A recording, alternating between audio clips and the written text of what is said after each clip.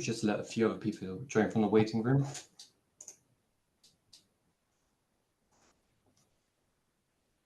Okay. Good morning, everyone. Thank you for joining us again for another webinar. This week we have our exclusive Net Zero Week webinar with none other than Ian Jackson, Head of IPlantE. Ian, I'll let you take over. Thank you. Will renewable energy reduce carbon dioxide emissions? And as a bit of a spoiler, it's very unlikely renewable energy will reduce carbon dioxide emissions as put there. So what I want to do today is take you through why I've made that statement and do it through a journey, starting off at looking at carbon dioxide emissions from plant, looking how we end those, and then moving on to atmospheric carbon dioxide, how we reduce that, and then at the very end extend that and sort of say, well, how do we actually tackle climate change? So why is the Society of Operations Engineers interested in this? Well, we are there to promote operations engineering, the advancement of it for the public good, for everybody's benefit. And we do this through helping advance operations engineers and also the advancing the technology that's and processes involved with operations engineering. All this, again, for the public good. And we do this advancing by promoting safe, efficient, sustainable and ethical operations engineering, and that stress for the benefit of society as a whole, the public good. So the title involves renewable energy. What is renewable energy? Well, the definition that was used by the UK government in its 2020 Energy White Paper, Powering Our Net Zero Future, was energy that is collected from resources which are naturally placed in human timescales, such as sunlight, wind, rain, tides, and waves. And I would also add in that, I'll say bioenergy, biomass, also that sort of thing that is renewable. But there's another part we need just to check on definitions so we're all aligned, and that is carbon dioxide, or CO2, carbon and oxygen mix, which is a greenhouse gas when it's in the atmosphere. Well, carbon dioxide is a greenhouse gas. We are particularly worried about it when it's in the atmosphere acting as a greenhouse gas. And I'm going to call that atmospheric carbon dioxide. So that's carbon dioxide that's in the atmosphere. So some assumptions. And this is speaking as a plant engineer. Plant and equipment operation results in extra carbon dioxide entering the atmosphere. And if you're putting extra carbon dioxide into the atmosphere, there's going to be more atmospheric carbon dioxide. That I am comfortable to talk about. The general view, and as a plant engineer, I am not qualified to agree or disagree. I've got to say absolutely neutral on this. But anyway, the view is that more atmospheric carbon dioxide produces global warming. And if you've got global warming, then you get climate change. So the tasks for today: plant and equipment continuing to operate for the public good. But we want it to operate free of carbon dioxide emissions, and it needs to be operating safely, efficiently, and sustainably. That's what we're trying to get to at this point in the presentation. So atmospheric carbon dioxide. Let's think of the atmosphere as a bath, and the carbon dioxide is the water in the bath. And if we've got the plug in the bath and we turn the tap on to fill it, sure enough, it increases because the flow in, R in, is much greater than the flow out, which happens to be 0 in this situation, so the level rises. Equally, if we took the plug out, but the drain is partially blocked and the tap's on, it may still rise. So it's about the rates of flow, flowing in and flowing out. If we then look at net zero, this is where you fill the bath to a level, tap turned off, plug still in, obviously. You get in the bath, which immediately raises the level, but then it's static then. But equally, we could again have the plug out, but it's slightly blocked, tap on, and provided the flow in from the tap is exactly the same as the flow out there, the level will remain constant. It's static. And then we have net negative, where you've had your bath, you've got out, so the level has gone down anyway, but the tap is turned off, plug taken out, water drains away. Net negative, we're reducing the atmospheric carbon dioxide because the flow out is much greater than the flow in. Equally, the tap could still be on, but if you've got a decent, safe drain system, that might be at full. If that's on fully open, the water should flow out. So it's not about the amounts, it's the difference in flow rates. And it's important to think about, well, what is really happening? And ask the question, by how much did the amount of atmospheric carbon dioxide change today? And I'm calling it day zero because what happened yesterday, you can't do anything about. Today is the first day you can do anything. And ask the question, why did it change? So again, we've got the carbon dioxide or water on the bath analogy flowing in, and we need to measure that flow in. We've got the flow coming out, we need to take that measurement, and separately we need to take the change in the level of the water, or we need to be able to measure the change in the amount of atmospheric carbon dioxide. Yes, the maths say if you take the input, take the out, less the output, you'll get the change. But are we sure, absolutely sure, that our measurement of flows in, measurements of flows out, and the measurements of what's in there are all correct? And the only way we can do that is by having independent measuring of flow in, independent of measuring of flow out, and independent measuring of the change. And when we've got it right, flow in minus flow out, those two independent numbers taken will equal what you've measured there. Important bits in this, you must ignore all flows in and out before and forecast to take after today, day zero.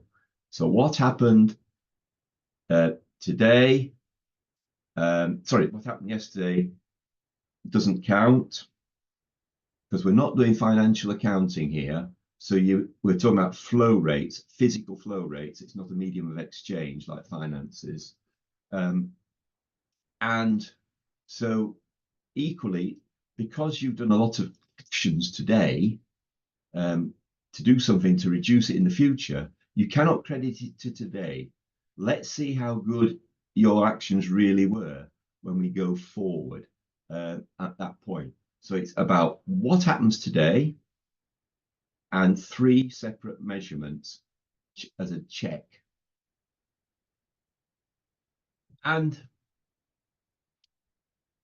if we take the bath now and insert it into what I'll call the carbon cycles, nature's carbon cycle. And we've got the bath still with the carbon dioxide. And although the bath's there, let's assume that's the blue here is the atmosphere. And forget the clouds for a moment. You've got the carbon dioxide is there. The clouds are another greenhouse gas, potentially a very important greenhouse gas, but just for the moment, let's just ignore those and say the greenhouse gas carbon dioxide we're interested in is there. Because if you think about it, carbon is either in it's carbon itself on the ground, or it's in molecules that are on the ground, in the ground, or it's in a greenhouse gas. For the moment, let's just say carbon dioxide in the atmosphere. So carbon dioxide, therefore, so carbon within carbon dioxide sits there, and nature extracts the carbon dioxide and puts it into what I'll call a short natural time until the greenhouse gas. And that's the grass growing here in the field.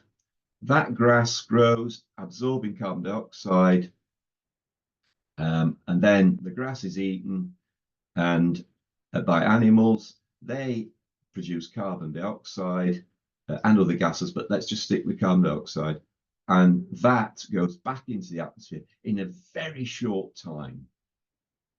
But then we've got a long natural time until the greenhouse gas. And we've got trees here, but it's winter time. So they're not actually doing any photosynthesis because they've got no leaves. They're just storing the carbon that was once carbon dioxide, and they can hold it there for many years. But eventually the tree dies and carbon dioxide is released and it goes back. But in that area there is an awful lot of storage of carbon. And of course, the other big place for carbon, I'll say, is within fossil fuels, which are down here in the ground. And they've been there for many millions of years. So let's assume they're going to stay there indefinitely on nature's carbon cycle. If we now take nature's carbon cycle and drop it into today's carbon cycle, again, we've got the same bath here. And what we've got is the short natural time, carbon dioxide going round, nothing's really changed there. And you've got the natural long time carrying on, going through. But we're very good at chopping trees down. Yes, if we use them for building material and such like, fine. Although, obviously, if you chop a tree that still absorbs carbon dioxide, you're effectively blocking that drain plug line there because you are reducing the capacity. The tree no longer absorbs carbon dioxide. It don't, well, the wood doesn't absorb it, should say. We are just going into storage. But the other thing is, because we burn wood or make charcoal and burn that, we are reducing the time that it's in there. So we're releasing extra carbon dioxide up into the system. And of course, the other big one that we often hear about is we like, or we used to like, burning coal. We still actually love burning gas to keep our houses warm in the winter.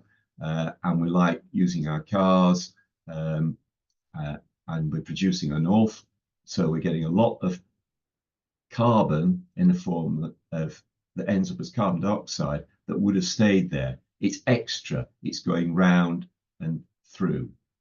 Clearly, if we want to get back to nature's balanced system, and we'll assume it's balanced for nature at this point, we've got to reduce all the extra carbon dioxide coming out and make sure that drain is back to that size. So the other bit to absolutely remember is, of course, I am talking about extra carbon dioxide. Nature puts an awful lot of carbon dioxide into the atmosphere. So using renewable energy reduces carbon dioxide emissions. That's a claim. Question. Well, actually, of course, I've already suggested it doesn't. And the reason I say it doesn't is if it's carbon dioxide producing. If the renewable energy is a carbohydrate, carbon, hydrogen, and oxygen mix, we've got the biofuels, biomass, bioliquid, biogas. They're all there. If you burn any of those, you're going to produce carbon dioxide that'll end up in the atmosphere, usually.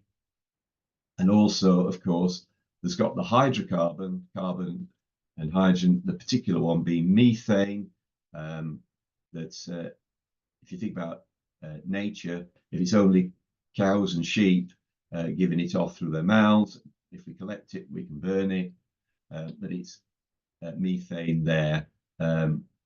Another one of the fuels that is naturally occurring in human timescales as per the definition, but ends up in producing carbon dioxide. And then, of course, we've got the carbon dioxide free: solar, wind, hydro, and marine. And that's the tides and the waves. Those lot there are carbon dioxide free. So if we're using carbon dioxide free renewables, yes, we can do something. But if we're just using renewables, all this group, no, we can't. Oh, sorry, because all we are just reducing the extra. We're still adding more. It's only when you stop sending out carbon dioxide into the atmosphere can you start to think about getting back to nature's circular balance. And let's just keep this going a little bit further. Using non-renewable energy increases carbon dioxide emissions. That's the opposite to what we've been saying before. Well, yes, if it's carbon dioxide producing, if you burn carbon, the fossil fuel coal, I could also add charcoal, but that's sort of being processed from a renewable, really, so I'll take that one out. And then you've got hydrocarbons, the fossil fuels, oil and natural gas. Again, there's carbon there, you're producing carbon dioxide if you burn them. And if we go to carbon dioxide free, then we've got nuclear carbon dioxide emission free, and geothermal, including ground sourced heat pumps, where the heat is coming out and you're accessing it and not producing carbon dioxide. So we're at a point of we can stop emissions, but how do we then carry on helping to lower atmospheric carbon dioxide? And the key bit here is, have we got ourselves free of carbon dioxide emissions when we think about plant and equipment operation? So the first action is use carbon dioxide emission-free energy harvesting: solar, wind, nuclear, hydro, marine, and geothermal. Clearly carbon dioxide emission-free, but are they good for the public good? And I put a question mark for energy, because solar, wind, in particular, but also in reality, nuclear, hydro, and marine, produce electricity when they want to produce electricity, not when we need to use it. So if we go through and just look at it, these are your carbon dioxide emission-free electricity. It will produce what it wants to produce. There's our electricity demand that we normally have. The two have to balance. The only way you're going to get a balance then is when there's too much of emission-free, you have energy storage charging going on. And when there's insufficient carbon dioxide emission-free electricity generation, then use energy storage discharging, so that we get to a balance of either total demand equal, in both cases, total demand equals carbon dioxide emission-free, or the energy supplied equals demand, with those two. So that means yes for energy at some point in the future when we've got the carbon dioxide emission-free storage working. So it's a yes and yes. But I've also put a question mark for some processes.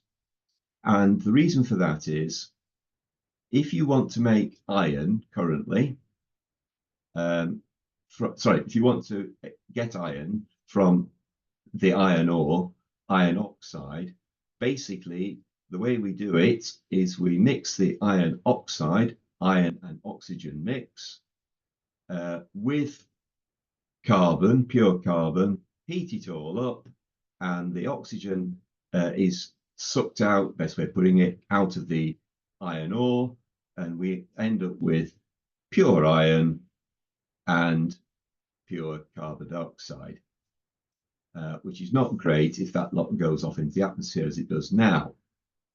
But if we can use carbon dioxide emitting energy like coke in iron, extracting iron, but do it with 100% carbon dioxide capture and storage, it's got to be 100%. And you store it. In other words, you're going to capture the carbon dioxide before it goes into the atmosphere, and you're going to store it. Then yes, it'll be free of emissions, and yes, you can now carry on doing what you want to do, and so you've got the public good achieved for those sort of processes. And basically, if we take all those together, work with using the storage and the capture in the appropriate places, then we can operate plant and equipment in a way that produces no carbon dioxide and therefore start to help in lowering atmospheric carbon dioxide. So some of the solutions that we hear are about cutting emissions, but actually it's helping lower atmospheric carbon dioxide. The first one is stop operating equipment, and I include plant here. So quite simply, your hairdryer at home, stop using. That stops the power station running, and it's a way that's free of carbon dioxide emissions, yes. For the public good, that's a tricky one, because if you think about it, at the moment, electricity demand is met by a mixture of carbon dioxide emission-free electricity generation, carbon dioxide emitting renewable electricity generation, and general carbon dioxide emitting electricity generation. And usually the demand is landing balances somewhere in the carbon dioxide emitting electricity generation. And so, as we showed earlier, if you want, this time we'll turn it round from increasing and say, if we want to get down to a balance between carbon dioxide emission-free electricity generation, then we've got to make sure the demand matches that, including using storage and such like. But the total demand can be met, but it's with a much reduced use of equipment.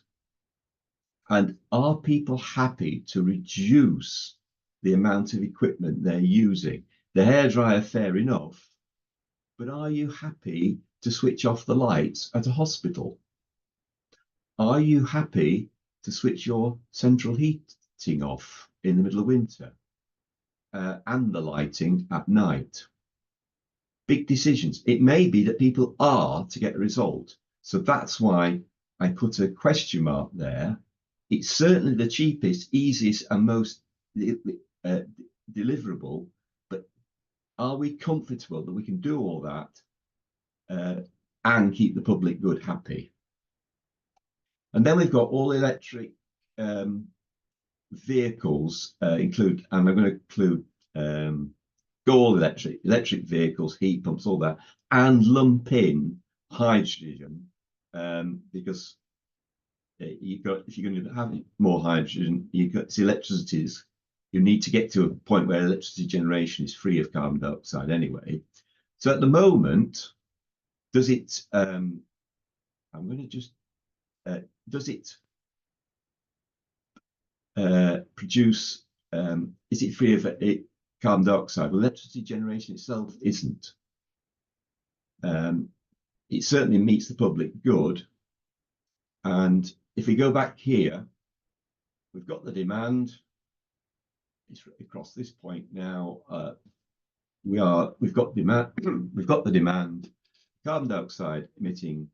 The marginal plant is carbon dioxide emitting electricity generation. If you now add hydrogen production and car charging to it, you move us up into this space, which means you're just creating more carbon dioxide emitting electricity generation. It's worth remembering, if you've got solar panels and you're saying, oh, you've got a contract for this, this is already working. You have created additional demand. So forget your contracts for renewable such like, it doesn't apply. The only time we can get to carbon dioxide emission-free electricity generation is when the demand and the extra demand together, making the total demand, equal the carbon dioxide emission-free electricity generation. So it's not about what your contracts are, it's simply about where does the extra demand you've imposed go to. And then, so that's, again, if we can get to total emission-free electricity generation, that then goes to a yes. Now, use biofuels without 100% carbon dioxide capture and storage, a form of renewable. It's a clear no, because we are producing carbon dioxide emissions. Is it good for the public good? Well, yes, for quite a few reasons, but the main thing is it gives us the flexibility, the matching to demand, so it fits the public good. And then the last one, use carbon offsets. And I'm going to say no to carbon dioxide emissions and no for the public good. And the reason for this, if we go back to the slide that I said, what is really happening, and just change it very slightly. By how much did the amount of atmospheric carbon dioxide change today? Day zero. Because we used carbon offsets. And why? So with the example I like to use here is, you are going, later this afternoon, you're going to fly off to from London to New York, and you're going to go in an aeroplane because you're flying. It doesn't matter if you're using if your engine is a biofuel, renewable, or carbon-based fuel, aviation fuel, because both of them we've shown are producing carbon dioxide. However, you're not happy about that it's producing carbon dioxide, so you pay for a lot of trees to be planted, or a tree, doesn't really matter, and it's planted today.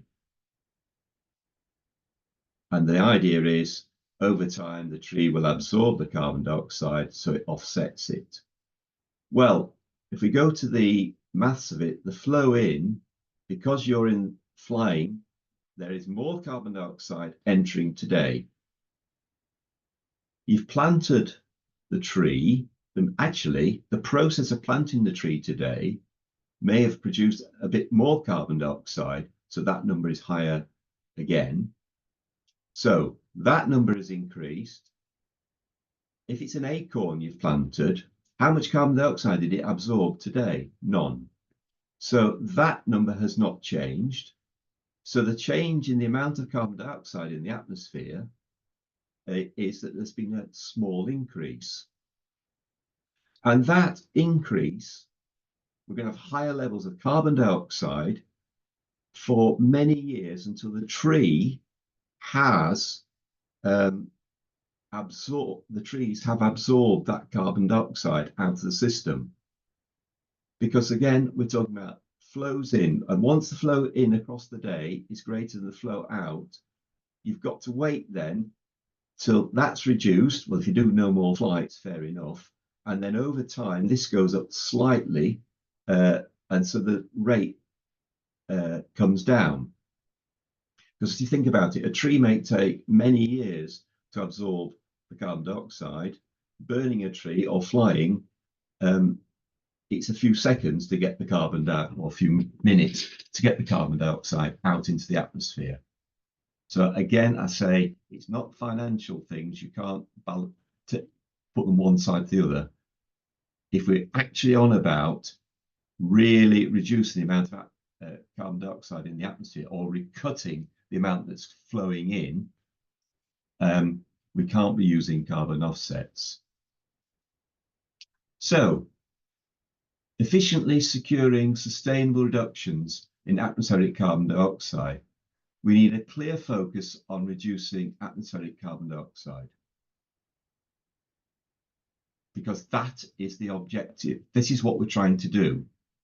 It's no point in saying we're trying to reduce atmospheric carbon dioxide, so we need to stop using fossil fuels, because you've taken to, even if you haven't, you've lost the objective. It may be we need to cut carbon dioxide emissions, and the best way to cut them is to stop using fossil fuels. That's fair enough. But all the time, it mustn't be we must stop using fossil fuels. It's got to be we've got to reduce carbon dioxide, atmospheric carbon dioxide. And we need a true understanding of by how much and why the amount of atmospheric carbon dioxide changed today. We've got to be very careful here on things like, you can have somebody will say, oh, I'm burning biodiesel, I've reduced my carbon dioxide emissions by so much, because just look at the government official tables, it says so. Well, they're for tax, they're saying we want you to use biofuels for good reasons, so you just need to reduce. We'll credit you as if you'd reduced it, but in reality, you haven't reduced it. And then a use of solutions that will truly help reduce atmospheric carbon dioxide and are for the public good. And this is, we just looked at some things, so it's saying, oh, go all electric. Well, that will only work when electricity generation is all carbon dioxide emission free. And so it will use hydrogen. Well, yes, use hydrogen, but you'll only get hydrogen resulting from carbon dioxide emission free when you've got all electricity generation carbon dioxide emission free. And by the way, that's another reason why the site operation engineers, in responding to the government, government is always in about 2020s, government's thing about color coding hydrogen. We basically said, don't go down that line, because it's not about the source of the energy you got or the source of the hydrogen. It's that we need to get to a point where all hydrogen is produced free of carbon dioxide emissions. And that includes the extra demand of electricity. So you can't sort of say, oh, I'm using renewable or even carbon dioxide emission free electricity, because as we've seen, the extra demand pushes you back into carbon dioxide producing. So saying, oh, we want grey, blue, green, the different coloured hydrogens based on the fuel, the energy source, doesn't help in reducing atmospheric carbon dioxide. So, will just reducing atmospheric carbon dioxide solve climate change? Because we've said we can cut carbon dioxide emissions, and that will cut the extra flow in, so reduce the increase. And if you can then do other work to increase the drain flow pipe back from the bath to get a proper flow that nature has, and actually a bit more to absorb, take out the carbon dioxide that's there quicker, extra carbon dioxide, we can get that down. We can get ourselves to something called net zero back to nature, although that is not the definition that is used, was used by the UK government in its 2020 paper. So if the real issue is climate change, will just reducing atmospheric carbon dioxide solve climate change? And if we start with some assumptions again, extra atmospheric carbon dioxide, the only cause. Now, this is unlikely because we've already talked about methane. So there's clearly methane has got a cause of greenhouse gases, is a greenhouse gas. So the question then goes to, is it extra greenhouse gases containing carbon the only cause? Well, it's unlikely because we know that cloud is a big greenhouse gas. And just think about it. If it's a cloudy day in the afternoon, let's say, it generally is cooler than if it's a clear sunny day. And at night, and you're particularly noticeable in the winter, it's a cloudy night, you tend to get less frost. It's warmer. The water vapor appears, the cloud appears to lag, so that it stops us getting so hot in the daytime and stops us cooling down so fast at night. So, are extra greenhouse gases the only cause? Well, this one we need to be careful with as well, because if we think about it, if back to the winter, it's at night, and we're talking about frosty nights now, so it's not water vapor, but we know that towns and cities tend to be warmer than out in the countryside. Or turn it round, countryside tends to get harder frost than in the towns and the cities.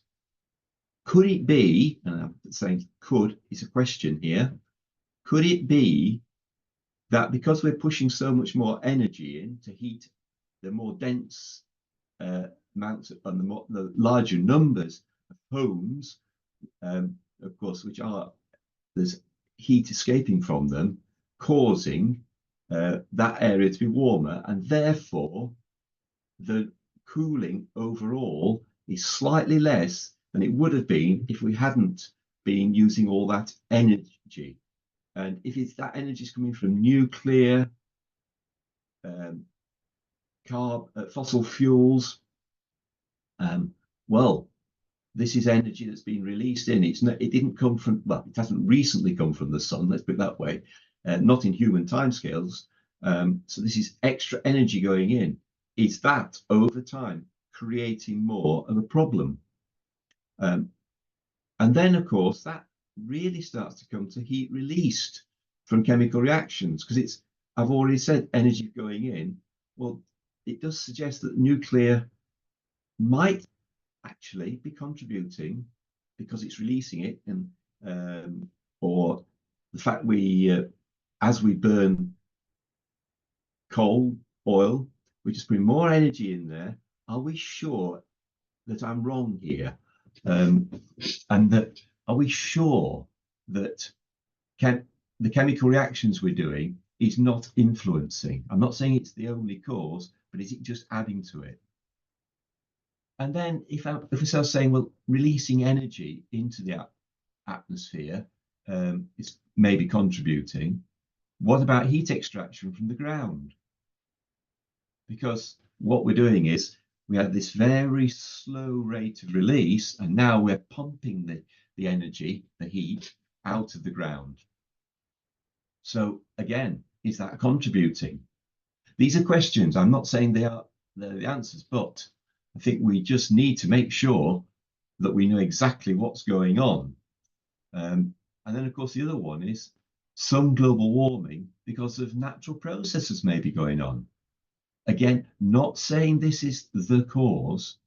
It may only be 1% extra. But if there is 1% extra through natural, it means all the other 99 we've got to get solved, and then we've got to compensate for that 1%. Because we have to, if we want to manage the climate change, the rate at which the change will take place slows down if you can do all the others, but you've still got the problem there. And you just need to be thinking all the time, what are we trying to achieve?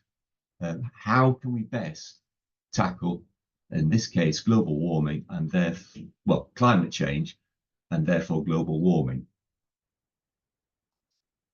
So, to efficiently and sustainably manage global warming, it's actually the same as any process.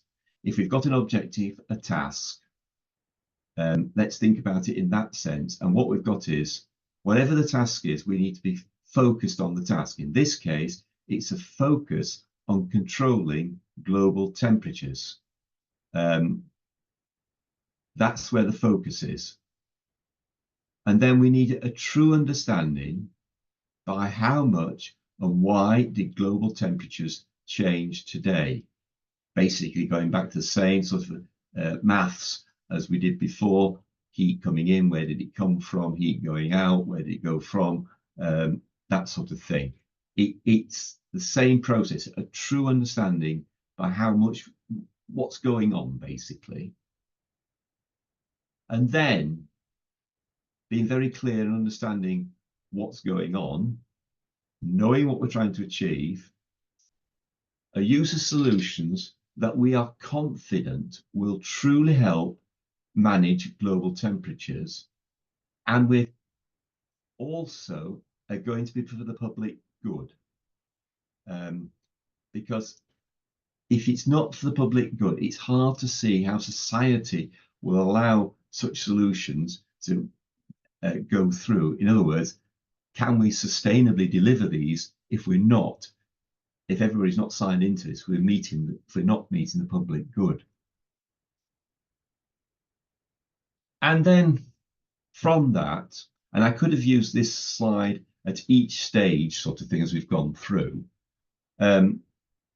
So what we're saying is, if you want to secure safe and efficient reductions in carbon dioxide emissions, if you want to secure safe and efficient sustainable solutions that reduce atmospheric carbon dioxide, but actually, if you want safe and efficient and sustainable solutions in general, this time for global warming and climate change, you need to always forget all the engineering and everything. Everything needs to be underpinned by honesty and integrity, respect for life, law, the environment, and public good. There needs to be good leadership and communications, and there needs to be accuracy and rigor. And although I said there needs to be, everybody who's getting involved needs to be adhering to those four. And those four are the four fundamental principles of the Statement of Ethical Principles for Engineering Professionals. And so while these four are written for engineering professionals, I argue that everybody needs to buy into them. And how does the engineer buy into, make a statement, get involved with, commit to these four fundamental principles? And the best way I can suggest is joining a professional engineering institution such as the Society of Operations Engineers, where part of joining, you sign up to a code of conduct that signs you up to these four fundamental principles. So thank you. Do we have any questions?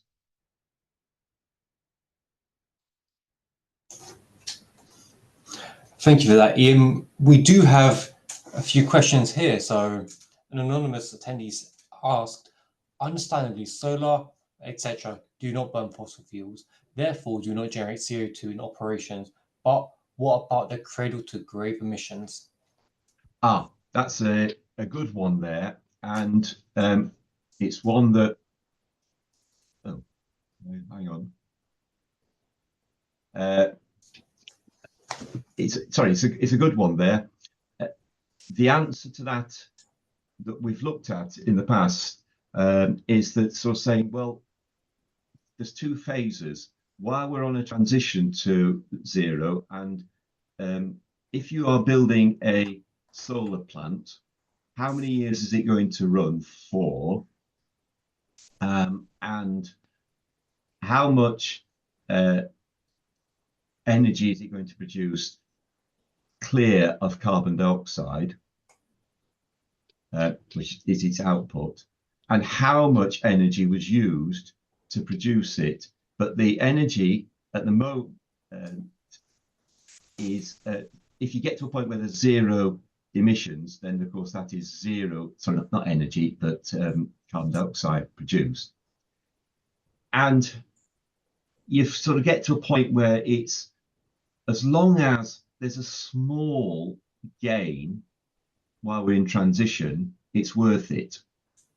So what by that I mean is, yes, it might use 100 units of result in 100 units of carbon dioxide emission, but if its generation results in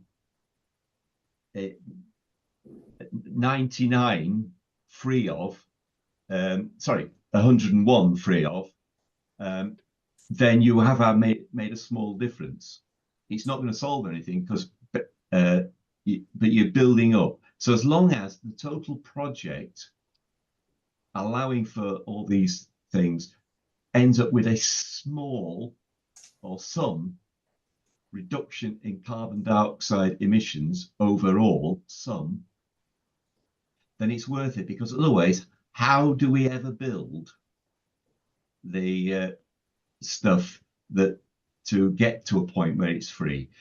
Clearly, once we get to free of CO2 emissions, then that equation is a lot easier, because then you've got much less. So it's a case of just making sure it's not saying, oh, I saved 101 units of carbon dioxide. The total thing was I saved one, and yes, on a return of 100 invested, if you will. So, but it's the only way you get there, by making incremental moves towards it. But because there you are driving for carbon dioxide emission free.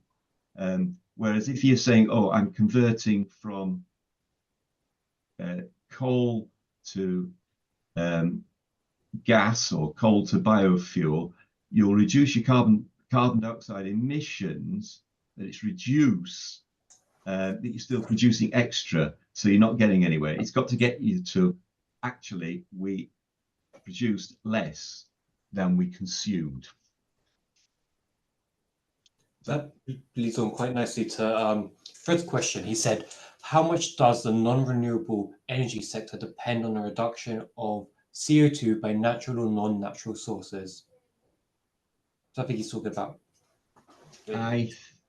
That is something I'm quite worried about, actually, because you say by how much. Getting figures on this is very difficult, as I alluded to with the tax thing. If you go, there's a story I had that it was in one of the site operation engineers magazines. Somebody found that they could reduce their carbon dioxide emissions from their heavy goods vehicles by 60%. And we were like, wow, that's brilliant. And then we looked at, and they said it was by using biodiesel. Well, if you look at the chemical composition of biodiesel and standard diesel, they're very similar, or frighteningly similar. So that meant, well, you're still producing carbon dioxide. And yet when we went to government tables, it was clear why the 60% was achieved. So first of all, It's that until we get hard data that balances, it's difficult to be able to even start thinking about that. It's a real problem. And the other thing is, if somebody's, I think the question implied offsetting, because what are we doing to reduce, to take it out, extract it? What extraction and input have to be run as two separate accounts. You cannot start balancing, writing one off against the other, because one of them was stopping stuff flowing in, and the other, in a different time frame, so it's different flows, are looking at bringing the balance down, the drain, opening the drain plug more. And I'm quite concerned that so often people say, oh, I've opened up the drain, but actually they've turned the tap on by even more. So hopefully that's answered the question, but I think I'm on the same wavelength as what's being said there. Fred also asked, what is the trade-off price for electric car in terms of renewable energy? Well, first of all, trade-off price financial, that's outside an engineer's looking. If you mean a electric car charging compared with a car using bio, it's probably the same, because a bio is going to be burning effectively carbohydrates, and so you've got oxygen, whereas the electric is probably burning hydrocarbon because it's making gas, it's burning gas to make electricity. So the trade-off between the two, it's hard to say there is any. But equally, what about straight fossil diesel, the electric car? And the answer there is, it all depends. If you're doing long journeys, it's probably better to stick with the diesel. If you're doing very short journeys, because of the warming up of the engine and the inefficiency of a diesel while it's warming up, the electric. But we're talking about marginal here. What is probably clear is it's certainly not worth going from diesel, bio or fossil, to electric to reduce carbon dioxide emissions until all electricity generation is carbon dioxide emission free. You might be making things worse, you might be making things fractionally better, but if you take the question one back about the full cycle, the fact you've had to build the electric car before the other one was worn out probably swings the table always to you're worse off. I think we have time for one more question. This is quite an interesting one. Anonymous attendee said, a friend of mine is pretty adamant and has seen the data to suggest that the world has warmed significantly up since the invention and testing of nuclear weapons. Not sure I completely agree, but I can see that could add to the problem. What are your thoughts on that? Well, I don't think it's nuclear weapons particularly. It's, again, I go back to nuclear power where you're splitting the atom, and forgive me when I say a chemical reaction. I know it's not, but the thing, and it's the same. I think we really do need to look at the energy that we have released. One of the things I've been looking at recently, through Society Operated Engineers, is it about the harvesting of energy, but the harvesting of energy to use for whatever, make it a bomb, make it powering a hospital, it's still energy you're releasing. Should we limit ourselves to just harvesting energy that nature has already released? In other words, water running down a mountain, hydro, the waves the tides because of the sun and moon gravity, and solar, the sun. I think and wind, which you could is a bit of everything. But those there, you can feel it. The energy, nature's already released it. When it comes to energy in, let's say, a tree, nature's trapped it in the tree. Nature's trapped it in the ground. And it might be a way to look at it that way and just simply say, are we creating more energy into the balance or less? And if we're creating more, it's probably a problem. Oh, sorry, I have a question. Is it a problem? Please convince me it's not a problem. Ooh, that's what do you think? Do you think we have time for one more? Or yeah, go on. Okay. So an anonymous attendee said, do calculations from plant-based biofuels, for example, sunflowers, consider what the plants are doing for CO2, as well as the increased cost of maintenance due to increased wear and tear on the mechanicals of the vehicle/plant, which in turn increases those cradle to grave emissions, and what level reductions can be achieved compared to conventional fuels? I think I have to answer that by going back to one of my slides and saying basically the plants are absorbing at a very slow rate, so they are expanding the drain pipe on the bath. If you're planting seeds today, you are going to produce carbon dioxide and water because you're burning hydrogen, and therefore you do increase the input. So again, it's the whole cycle thing. Think about today. What's happening today? I'm building the tractor to pull the plough to set the seed. That's producing more carbon dioxide. What you've got to start to say is, be honest, you've produced more now, and set out why you think, justify it by not saying, oh, I've offset it, but say, that tractor, we're building that tractor to plant so many seeds that over time will reduce it. What we have to get to is some way of powering tractors that are carbon dioxide emission free. And we've got to find a way of manufacturing tractors carbon dioxide emission free. And potentially, from little bits I've been sort of saying, what steam emission free? In other words, question, can we be burning hydrogen that we don't capture the water and condense it before it gets in the atmosphere? How much has sea levels risen by all the amount of water that we have manufactured by burning renewable fuel and fossil fuel? Because both of them contain an awful lot of hydrogen. Thank you for that. And thank you for everyone's questions and attending today. We had a good turnout. I think we had quite a few members joining and non-members, which is quite exciting. I know that some of you did join halfway through or after we started, so not to worry, we do have this on demand in the next week or so. Ian, thank you for your time.